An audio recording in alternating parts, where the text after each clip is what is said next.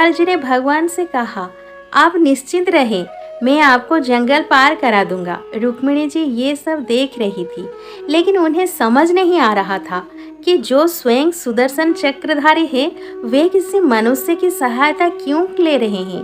रुक्मिणी जी बोली, प्रभु आप सुदर्शन चक्र और अपनी अपार शक्ति से संपन्न हैं, फिर भी एक साधारण मनुष्य से सहायता मांग रहे हैं। भगवान ने मुस्कुराकर उत्तर दिया, प्रश्न मत करो, बस देखो, मैंने कहा था ना कि ये मेरा महान भक्त है। हरिपाल जी ने गौर से प्रभु और रुक्मिणी जी को देखा। ना माला, ना तिलक, ना कोई भगवती चिन्ह, पूरे सांसारिक व्यक्ति लगते हैं। जरूर इनके पास अपार धन होगा।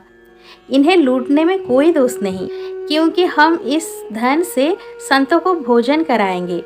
हरिपाल जी भाला लेकर चल ही रहे थे। वे आगे आए और उन दोनों से कहा, उतारो अपने सारे आभूषण और मुझे दे दो। उतारो अपने आभूषण और इसे दे दो।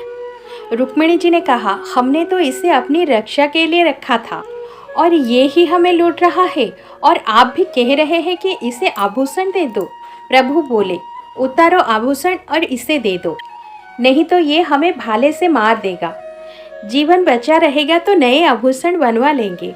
भगवान ने रुक्मिणी जी से कहा, जिसके दर्शन करने के लिए हम आपको लाए थे, ये वही भक्त हैं।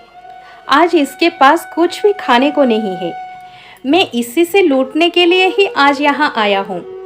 हरिपाल जी ने जब लौटकर देखा तो अनंत सौंदर्य और माधुर्य से युक्त भगवान और श्री रुक्मिणी जी उनके सामने विराजमान थे। उन्होंने प्रभु के चरण पकड़ लिए और कहा, प्रभु मुझसे गलती हो गई, मेरे कटु वचन, मेरा भाला उठाना, ये सब मेरी भूल थी।